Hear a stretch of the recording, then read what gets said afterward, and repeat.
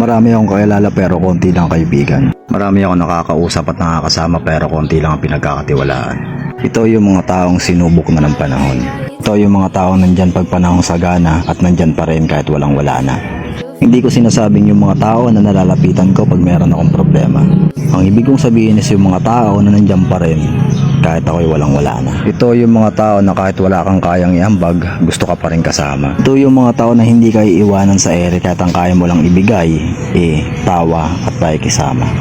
Yung mga taong walang pakialam kung meron kang dala, ang importante nandyan ka. Kasi sa totoo lang, meron mga taong ituturing ka lang na kaibigan kasi meron kang pakinabang. Yung mga taong sobrang babait lalo na pag merong kailangan. Kaya mag-iingat kayo. Kasi madalas ito rin yung mga tao na tulungan mo ng 10 beses at tumanggi ka ng 1 beses. Magiging mayabang at madamot ka na lang bigla. Ito rin yung mga taong pag wala kang kayang ibigay, nalabas ang tunay na mga kulay. Kaya ako, di bale ng konti basta solido tsaka tunay.